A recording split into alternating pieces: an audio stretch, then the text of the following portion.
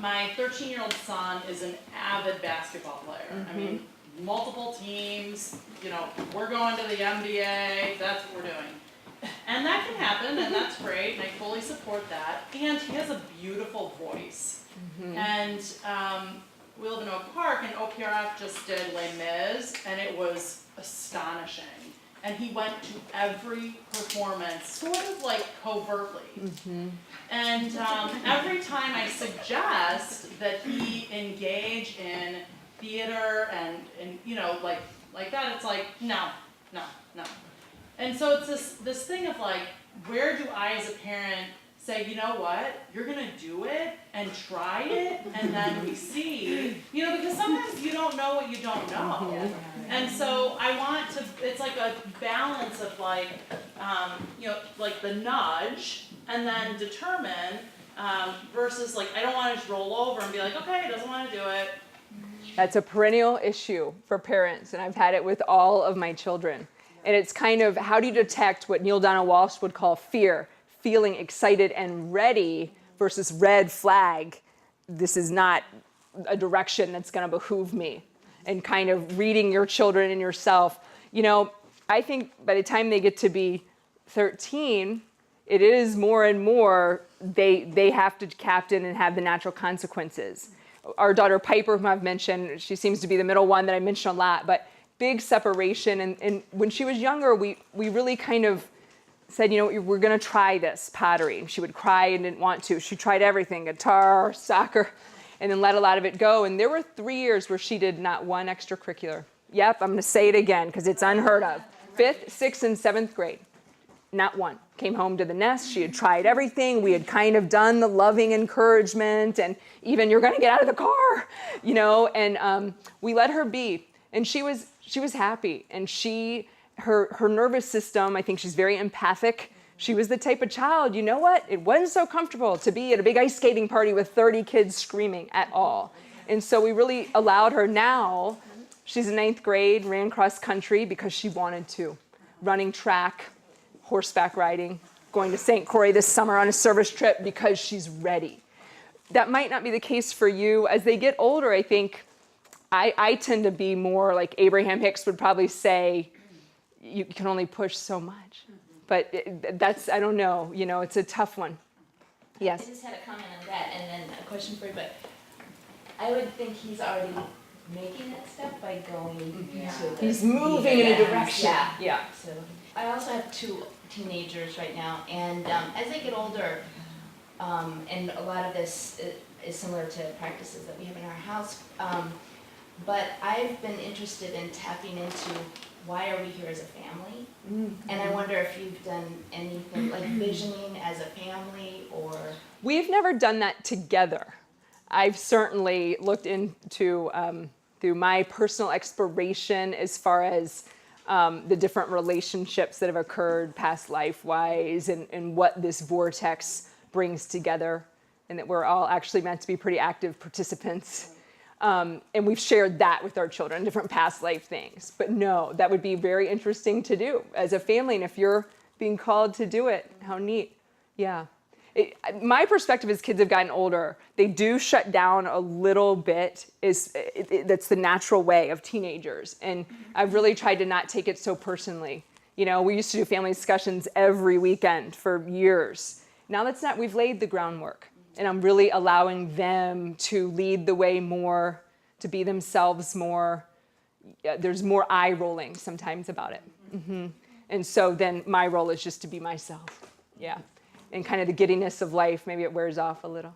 I was just wondering, like, what kind of influence, like, your child, I have a 6-year-old, and, you know, Bodie's wonderful, it's a great community and stuff, but not everybody in life is like, you know, people from Bodie, and so he goes to a, which I would love, you know, but, so he goes to school, he goes to a good, nice charter school and stuff, but a lot of the families, like, especially just, they represent people, like, in our neighborhood that we live in, and the neighborhood is, you know, I'm probably the craziest thing that ever happened in this neighborhood, and I'm not even crazy, you know, I'm just, you know, and so I wonder how much influence he has by, like, this, like, I'm not going to say what, you know, percentage of anything is in my neighborhood, but it's just Okay, so it's just very I- strong. I'm a yes. single mother, Yes. so it's a boy, and I'm very peaceful and everything and stuff. And yeah, there's a lot of dads and a lot of young boys that he comes in contact with that are very in touch with their man side and stuff. And so it concerns me a little bit because he doesn't have a constant male role model, and the ones he has, I try to like emphasize, like over voting. I'm like, Did you talk to so-and-so at the keep it up coffee? with No. her. Wonderful they are. Well, I have to say, I totally, I feel exactly what you're saying. And I will say, I used to worry about things like that more. The more I've come to feel that everything is in the oneness, the sacred and the sacrilegious, the profane, the profound, the more I have really begun to honor that, acknowledge it, envelop it. I don't worry about controlling as much, even with my kids, like what they come across. Everything is in the oneness. The faith healer and the neurosurgeon. And I used to want to separate, even though I was on a spiritual path, I caught myself still separating things out. And it's when I stopped separating things out that a much greater peace enveloped, and I actually began to live it in a different way. I don't know if that's really answering your question. That's not to say that you're not conscious, that you're not aware, but the reality for me is now everything is in the oneness, and I trust life to unfold as it does. And we'll have an open discussion about something, or I might say, I'm not saying you don't have boundaries. You're his mother, and you're offering him all that you're offering him. To me, I wouldn't worry about it quite so much. That would just be my perspective. I have a grown-up son, I have two sons, and he went to visit his father actually today to another country. And I want to find peace because his father actually never really supported him, never gave child support. Even he has needs a profession, he's a doctor, but he never really took care financially or even emotionally. All of the country, I mean, he gave him burden, and emotionally he was always kind of depressed, and gave him his depression and his. So how could it be at peace? Because my son loves his father no matter what, and I never wanted to talk against him because he's his father, no matter how or what he didn't do. So this is a very critical point that I have, as a mother. Well, from my perspective, and again, I'm a big believer in soul agreements that we're not always privy to. And I think you have to just trust your son as this infinite being who's come in and chosen his parents. And again, kind of, the only way I can really describe it is more like to fall back more into the oneness, into the larger perspective, without taking everything that's occurring as so much like it needs to be fixed, it needs to be controlled, it needs to be led. And I know that's hard to hear because we want, like, well, what should he do? That being said, and both, you could help your son if there's something that's helped you look at some internal debris, you can offer that. But he's his own age, he would have to want to go and... I'm happy that he loves his father, but deep inside I feel this is like, he really loves him, but he doesn't see all the things that he has done that were so negative with him. And I'm happy that he's that way. Yeah. Because it's great. But on the other side, I can't have peace 100%, Well, I feel totally happy that I can understand. That's the part of being human that's hard. Now I use the outside world. If I'm pricked or if I'm triggered, then I know it's not really about that other person. So maybe you think he doesn't listen, but then I would be working in my journal, where don't I listen, even to my own soul? So, and I say that with such love and tenderness that your perspective is valid, but I always look, if it's being reflected back to me and I'm triggered, then it's mine.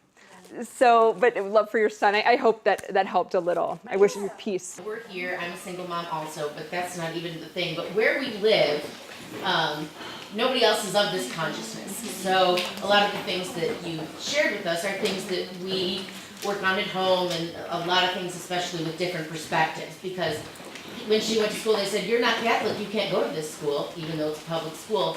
But so it's a battle that she's always hearing it, no matter what we say here and how much I talk about it, how much we talk about it, she hears it, so she finds a battle. Is there something that you can suggest to help with, I don't wanna shove it down her throat, to say, but no, this is the way, we've got it right, because it's not right and wrong. But when she's up against 600 kids, speaking something totally different than what she knows, she already feels outside of the lines because she's a single, she doesn't have a dad, we live in a little condo, Is there something you can suggest? We've talked with our kids a lot. This is the way we're raising you all, but we appreciate how everyone else on the block is doing it. So you don't have to prove it to anyone. You don't have to, talk about it so openly at your age if you don't want to. Everyone has a right to be doing it how they're doing it. I'll give an example, big Carbo Fest, my husband's team at our home. I drive a Spirit mobile. Our old minivan for 12 years had Spirit on the license plate, yes, and little things. And kids that were not being raised like this at all will come into our kitchen. My whole husband's soccer team, juniors and seniors, and they inevitably start looking at our little things. And my kids see that, and it's more just, they kind of look at it. And to me, the message is to them, without needing to explain what any of it means, unless they ask, just be yourself. And so that's really what we're working with our children on. A girl who's a great friend of one of my kids, her parents don't do any of this. She gets in our Spirit mobile. She's the first one to notice, Miss Burnside, I'm really close to you. Did you change something? Why? That says self-love now, doesn't it? And I'm like, I did, Maggie, I did. That's it. I don't need to go into a lecture to Maggie about self-love. I just try to offer it by being myself. And that's what we're trying to work with our kids on. It's not always easy, but how their other kids are being raised, that's in the oneness. That's where they are. It's beautiful too. So it was my loosening of kind of, I had some of me, this is the right way. And I was actually talking about their mini pads up the mountaintop. But deep down, I thought this was the right way. It's not necessarily, yeah. But it's more like, how does she stay true to herself without taking that on? Yeah. Because I don't do, everybody has their perspective, but how does she, just stay true to herself in that? How can she work with other kids? She's learning right now how to do it. It's hard, it's not easy, but I would say she's in the throes of tremendous learning as she comes into her own, that maybe through all this, she will be 25 and she will be able to stand as she is. So trust the learning of it in a way. The learning is going to be messy a little bit. I hope that helps.